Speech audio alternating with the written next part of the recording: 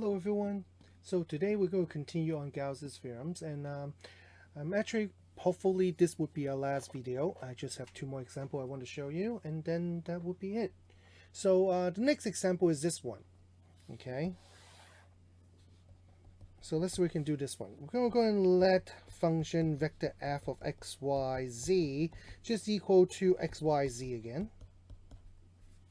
And let's say let ds actually dr be the surface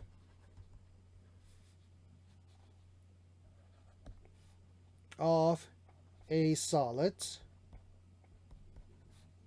R enclosed by the following: x plus y plus z equal to 1, x equal to 0, y equal to 0, z equal to 0. I'm going to ask you to try to calculate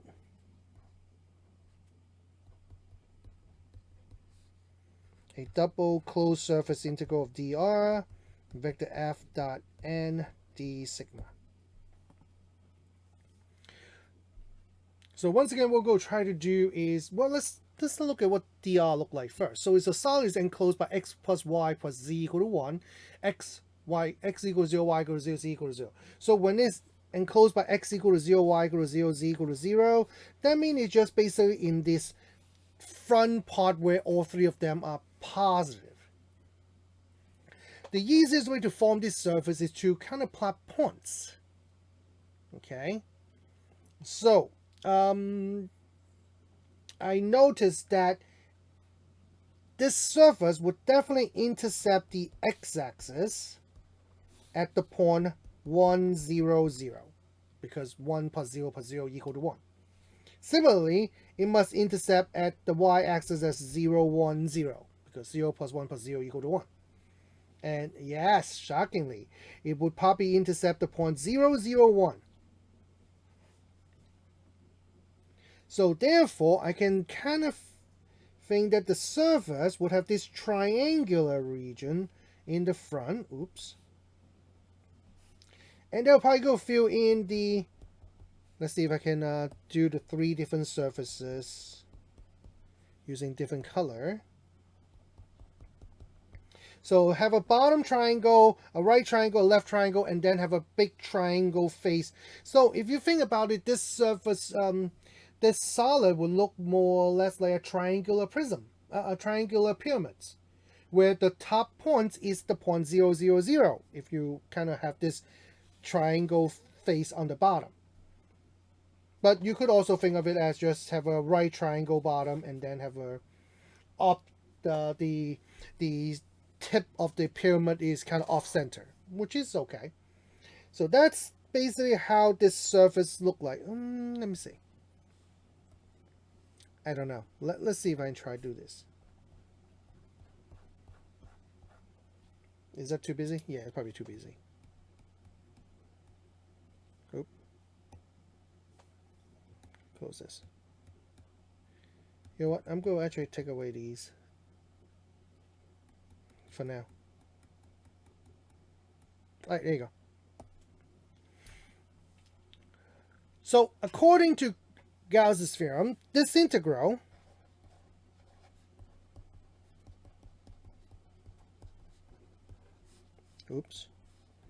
should just equal to a triple Riemann integral over R, which is this regions right here, which, let me draw this red line too, so you can probably see it better. There you go. Of the divergence of f dv. So divergence of f is actually pretty easy because in this case it's just x, y, and z. So it's just like our last example, it just become 1 plus 1 plus 1, which is just 3. So essentially this just become a triple Riemann integral over R of 3 dv.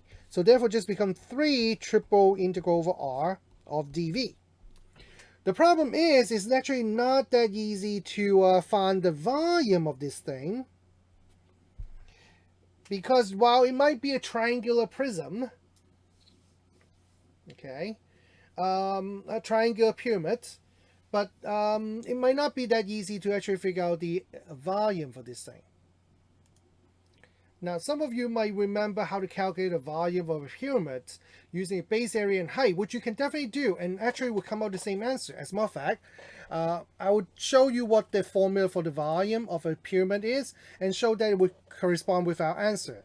But for this particular example, I do want to show you how to set up this integral correctly, because setting up a three-dimensional, a triple Riemann integral is not something that we've done a lot, so you might not know how to do it properly. So the key is to understand how to describe this solid using a set of inequality. And so if you remember, the way to set up the inequality is to base on our order of integration. So in this case, I'm going to set up my inequality using just cxy.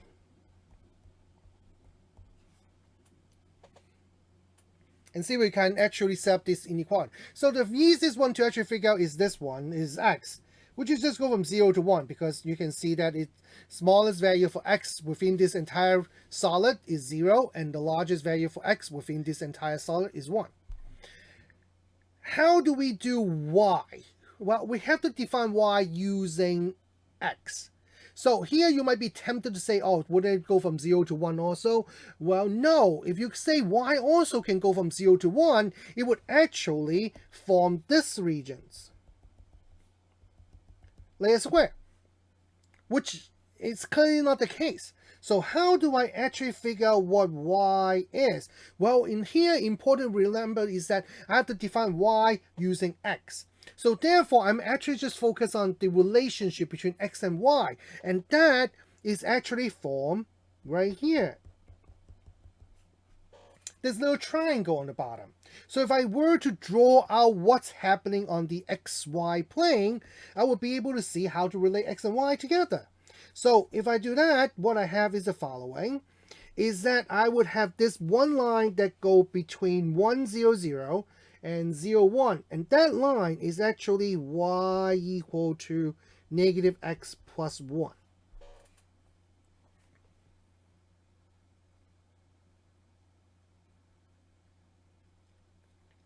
And so I can now define our y to be from 0, but can only go up to this line, which is negative x plus 1, or 1 minus x, I guess.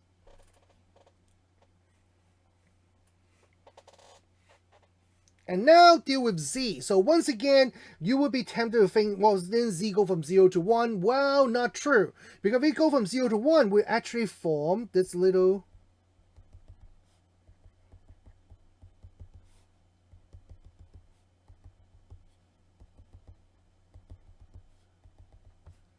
cube.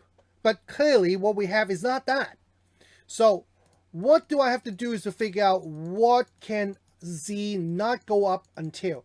Well, as a matter of fact, it's simple, because that... Oops, I can't undo anymore. Because we know that the top, this triangular shape, is basically formed by the plane x plus y plus z equal to 1. So I can simply just solve for z to know that z cannot go past 1 minus x minus y. So therefore now I have my limits. My limits would be 3, and I'm going to do x, which is go from 0 to 1, y go from 0 to 1 minus x, and z go from 0 to 1 minus x minus y, dz dy dx.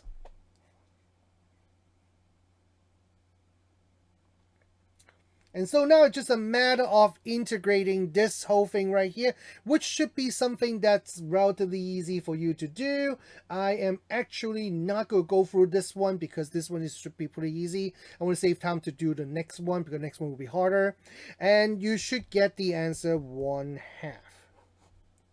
Now, you think about it, it makes sense. The reason why it makes sense, because if you think about here, our integral is this. That means just 3 times the volume of R. And since R is a pyramid, I can calculate the volume by using the pyramid volume formula, which is 1/3 base area times height. So in this case, become 1/3 base area, which is basically this triangle with length 1 and height 1. So become 1/2 1 times 1, that's my base area, multiplied by the height, which just go from 0 to 1, so that's also 1. So the 1/2 and the 1/3 and the 3 cancel out. I said 1/2 times 1 times 1 times 1, which basically just 1/2. Which corresponds to our answer, which should correspond to our answer with the integration. So I'm going to ask you to go ahead and do the integration and check your answers to make sure you get 1/2. So notice that both of these examples come out very nice because of the fact that we have a nice and simple vector f, where it just gives you some kind of constant. So now it's just a matter of finding the volume of the regions or the enclosed regions. So now last example that I want to show you is not as simple, and is also actually an example that we have done already in class. We just couldn't finish the problem because we cannot, well, you haven't learned how to integrate the integral that we got. That's the problem. An example is this one. We're going to go ahead and let, vector f to equal to, or vector f of x, y, z to equal to x to the third, y to the third, z to the third. And we're going to let ds be the surface of the hemisphere.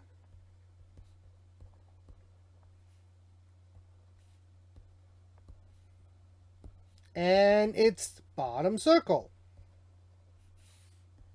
Remember, if I don't form the bottom circle, it can form a enclosed surface. And what I'm going to ask you to do is calculate a closed surface integral of ds of vector f dot vector n d sigma. Now, some of you who are keen and probably thinking would know, when we did this example together, I actually did not work on the bottom.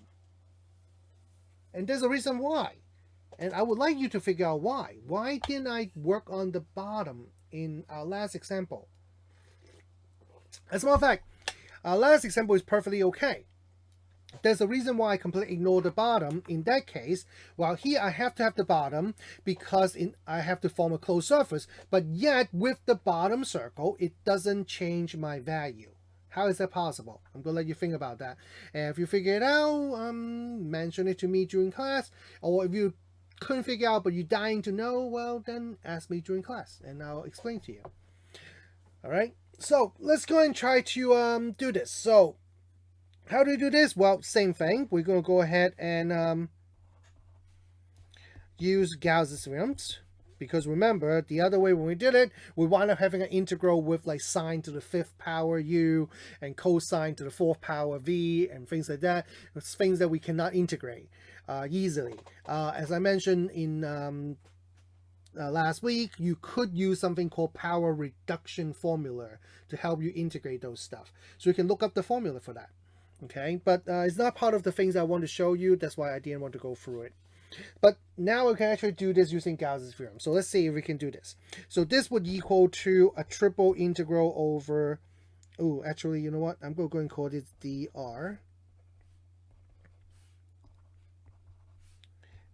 Okay, of the divergence of f dv. So in this case, the divergence of f would be this. Would be derivative of x to the third with x, that's 3x squared plus 3y squared plus 3z squared dv.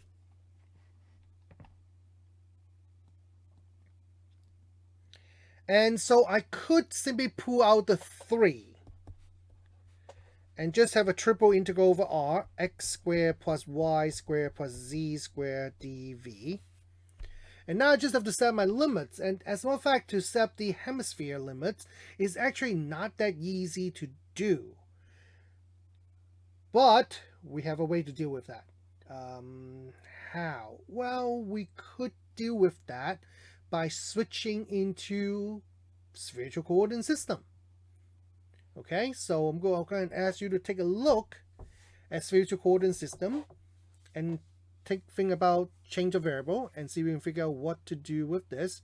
Okay, I'm going to suggest you pause the video and see if you can figure it out before I show you. Alright, I'm going to continue because you could pause the video and try to figure it out. So in spherical coordinate system, we're basically doing x, y, z. We're turning to r sine phi cosine theta, r sine phi sine theta, and r cosine phi. And remember, just knowing the coordinate is one thing, but you also need to know, oh, actually I forgot to mention hemisphere radius 1, otherwise we can't do the problem. So in this case, our range will be r, go from 0 to 1, so you can radiate outward. We already established that phi is the angle to rotate from positive z-axis down to negative z-axis, but for hemisphere, we only need to go from 0 to pi over 2. And then theta is the lateral rotation, which we do need it to go from 0 to 2 pi. So it's just a matter of trying to fix the integral, the integrand, and the differential. And of course, don't forget the Jacobian theorem or the Jacobian determinant. So in this case, that would come out to be 3. Integral, I'm going to go ahead and say theta go from 0 to 2 pi. Phi go from 0 to pi over 2. R go from 0 to 1. X squared plus y squared plus z squared actually become r squared. And the most important part is our dv. Our dv actually turn into r squared sine phi. And then we'll just have dr, d phi, d theta. So remember, that is the Jacobian determinant. So let's see if you remember, we can look it up right now. Let's see. Change of variable. And polar. Oh, there you go. Spherical coordinate system. R squared sine phi dr d theta, d phi d theta. There you go. So that's what it is. So there you go. So now I can actually integrate this. So how do I integrate this? So I'm going to keep the 3. I'm going to keep this outside 2 integral. And this r squared and r squared will combine to r to the 4th. So when I integrate that, it becomes 1/5 r to the 5th sine phi. Evaluate from r equal to 0, r equal to 1, d phi d theta. My theta looks like sigma. Okay, better. Okay, good. So when I plug in 0, I get 0. When I plug in 1, I just get 1/5. So therefore, it just become, so this whole thing just become 1/5 sine phi. So now I can integrate this. And when you integrate 1/5 sine phi, that would become 1/5. Actually, you know what? I'm going to move the 1/5 out. So it becomes just negative cosine phi from 0 to pi over 2. So when I plug in pi over 2, cosine actually gets 0. But when I plug in 0, I'll actually get 1. So therefore, would actually come out to be 0 minus 1, which is negative 1, but with the negative, so it becomes positive 1. So that should become just positive 1.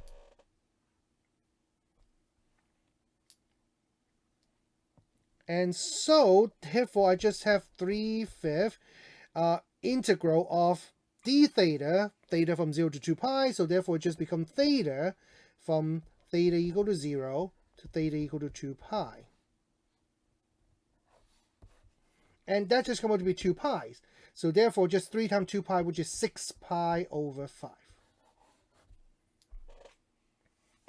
That become my answers.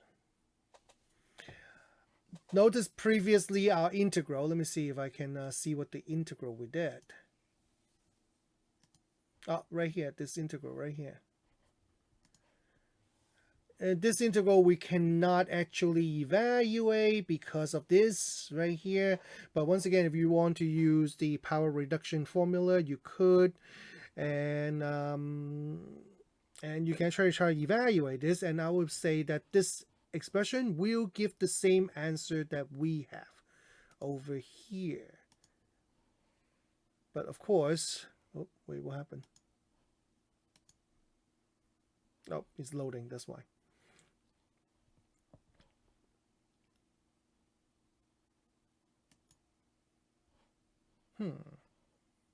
Okay, it's loading. But we'll definitely give the same answers. And remember to think about why I didn't do the bottom circle with this particular vector field F. And there's a reason why I didn't. And that's that.